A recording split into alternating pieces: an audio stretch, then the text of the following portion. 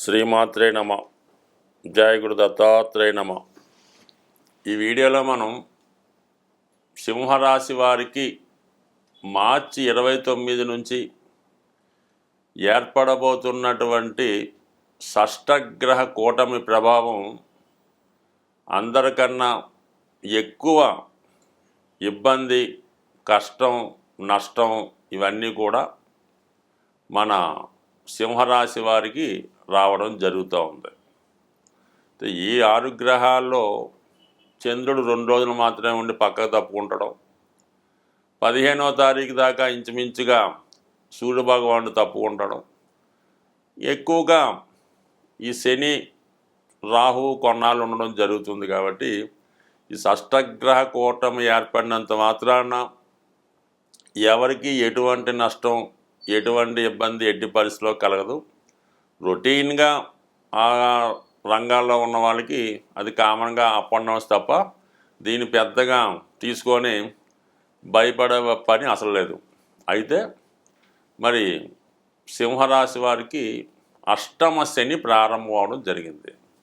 అంటే ఎప్పుడన్నా శని ఎప్పుడు అష్టమంలోకి వచ్చినప్పుడే అన్నిటికన్నా ఎక్కువ ఇబ్బంది పెడుతుండడం, అంటే ఆర్థికపరమైన నష్టాన్ని అయితే ఇవ్వడం, అపవాదులు, మన నేమ్ అండ్ ఫేమ్కి భంగం కలిగించడం, మన మీద ఎవరో బురద జల్లడం, లేనిపోని అపవాదులు, నిందలు ఇవన్నీ కూడా ఆపాదిస్తూ ఉంటారు. అంటే అవమానం జరుగుతూ ఉంటుంది. ఇదే అందరికన్నా ప్రమాదకరమైంది. అయితే సింహరాశి వారికి ఆత్మ బలం కలిగినటువంటి, మరి నిజాయితీగా చాలా డిగ్నిఫైడ్గా ఉన్నటువంటి మన సింహరాశి వారికి ఈ అవమానం అన్నదే తట్టుకోలేని విషయంగా భావించవచ్చు. అయితే దీని కొరకు వీళ్ళు ఏం చేయాలంటే, సాధారణంగా మన కార్యక్రమాలు మనం చేసుకుంటూ ఇతరుల జోలికి వెళ్లకుండా ఉంటే మంచిది. అంటే ఎప్పుడో జరిగిపోయి ఉంటుంది. గతంలో ఒక 5 సంవత్సరాల క్రితమో 10 సంవత్సరాల క్రితమో మీరు ఎక్కడో ఎవరితో ట్రైన్లో వెళ్తూ పక్కన ఒక అమ్మాయి కూర్చుంటే దాని ఫోటో ఇప్పుడు పెట్టి మీరు ఏదో అక్రమ సంబంధాలు కలిగి ఉన్నారని పెట్టచ్చు. అది ఇలాంటివి జరుగుతుంటాయి.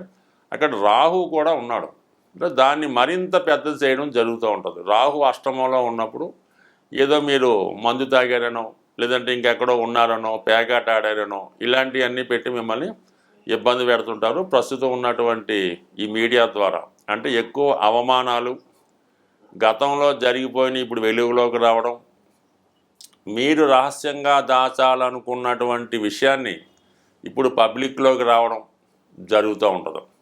అయితే దీనివల్ల అంతా మనకి కీడేనా, దానివల్ల మంచి ఏమీ లేదా అంటే ఖచ్చితంగా మంచి కూడా ఉంది. గత కొంతకాలంగా మీరు ఏదో ఒక అపవాదు వల్ల ఒక పదవి పోగొట్టుకొని ఉండి ఉండొచ్చు. అది సడన్గా ఏమవుద్దంటే కోర్టు మీకు అనుకూలంగా తీర్పు ఇవ్వడం వల్ల గతంలో పోగొట్టుకున్నటువంటి పదవి తిరిగి మీకు రావడం కానీ, అలాగే పోగొట్టుకున్నది ఏదైనా తిరిగి సంపాదించడం, పదవి, నేమ్ అండ్ ఫేమ్ రావడం జరుగుతుంది. దానివల్ల మళ్ళీ మీకు తిరిగి ఫామ్లోకి రావడానికి కూడా ఈ గ్రహస్థితి అనుకూలించడం జరుగుతూ ఉంటుంది. అంటే ఆకస్మికంగా కొన్ని జరుగుతూ ఉంటాయి. అది కొన్ని అనుకూలంగా రావచ్చు. మీరు ఏదో ఒక ఫిలిం డైరెక్టర్గా, ఒక సినిమా హీరోగా కొంతకాలంగా ఎటువంటి హిట్లు లేకుండా, చేతిలో పని లేకుండా ఇబ్బంది పడి ఉండొచ్చు. ఒకేసారి మీకు ఒక పెద్ద సంస్థ నుంచి పిలిపొచ్చి మిమ్మల్ని డైరెక్టర్గా పెట్టి సినిమా తీయడానికి కూడా ఈ అవకాశాలు మీకు సడన్గా రావడం జరుగుతుంది. ఎందుకంటే బికాజ్ అక్కడ రాహు ఉన్నాడు కాబట్టి. దాని తర్వాత యాక్చువల్గా రవి ప్రారంభంలో ఈ రాశ్యాధిపతి రవి అష్టమంలో ఉండడం వల్ల ప్రభుత్వ అధికారులకి వారికి కళంకం ఏర్పడే అవకాశం ఉంది. వృత్తిలో ఇతరుల యొక్క ఒత్తిడికి లొంగి తప్పనిసరి పరిస్థితుల్లో తప్పు చేయడానికి కూడా అవకాశం కలుగుతూ ఉంటుంది.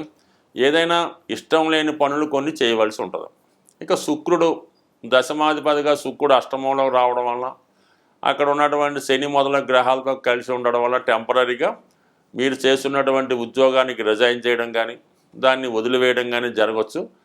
ఫర్ ది సేమ్ టైము మీరు ఏదన్నా ఉద్యోగం వదిలి ఒక రాజకీయ రంగంలోకో, ఈ సినిమా ఫీల్డ్లోకో, లేదంటే సాఫ్ట్వేర్ రంగంలోకి మారడానికి కూడా ఈ గ్రహస్థితి సహకరిస్తూ ఉంటుంది.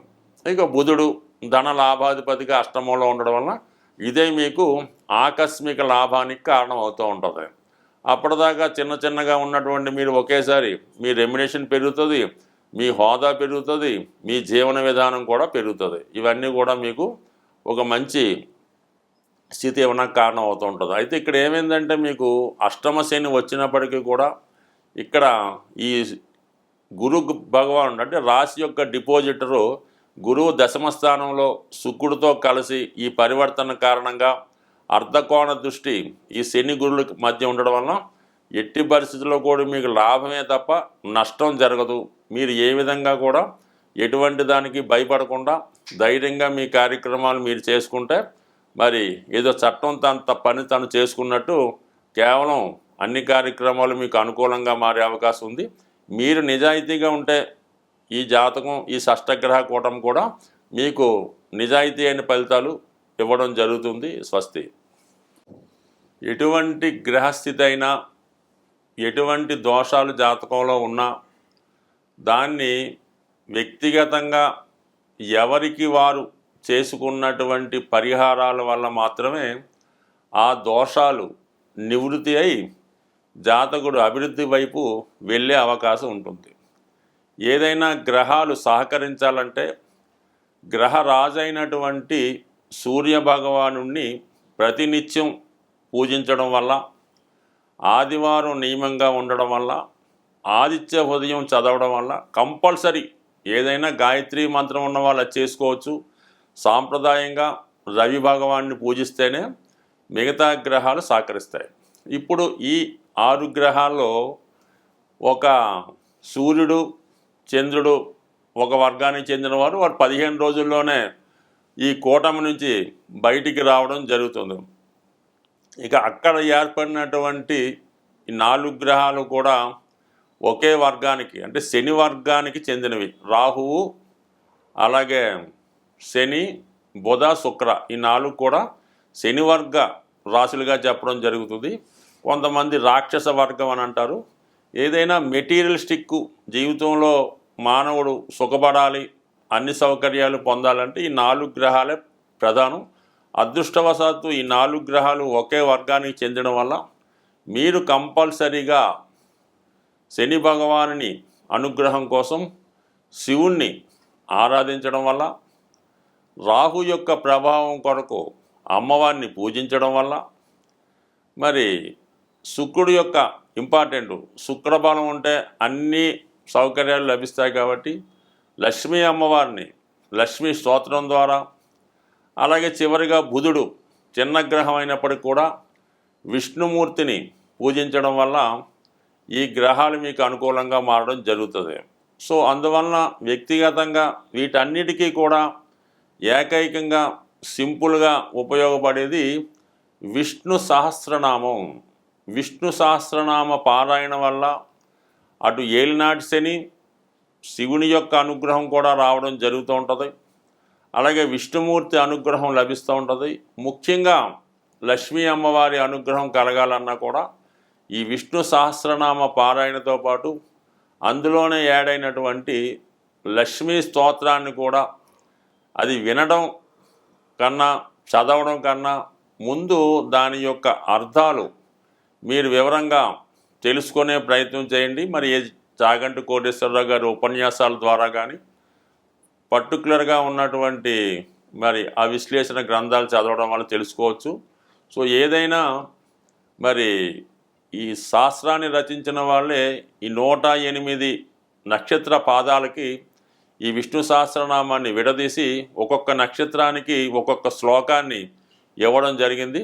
అంత విపరీతమైనటువంటి విష్ణు సహస్రనామం చెప్పే నాలెడ్జ్ అయితే మనకి లేదు. కానీ సింపుల్గా మీరు ఏదైనా గార్గయ్య గారి పంచాంగంలో ఏ నక్షత్రం వారు విష్ణు సహస్రనామంలో ఏ శ్లోకాన్ని చదవాలి అన్న విశేషాన్ని వారు కూడా తెలియజేయడం జరిగింది. కాబట్టి మీ నక్షత్రాన్ని అనుసరించి కనీసం ఆ 4 చరణాలన్నా విష్ణు సహస్రనామాన్ని పారాయణ చేస్తూ లక్ష్మీ స్తోత్రానికి మళ్ళీ దానికి మినహాయింపులు ఉండవు. అది కంప్లీట్గా పూర్తిగా చదివితేనే అన్ని రకాల ఫలితాలు మీకు రావడం జరుగుతాయి తప్ప ఇందులో భక్తి విశ్వాసం అయితే ఏంటంటే మరి మా అబ్బాయి చదవడండి, మా అమ్మాయి చదవదండి, దాని బదులు మేము చదువుతామండి, పనిచేస్తుందంటే మాత్రం ఖచ్చితంగా పనిచేయదు.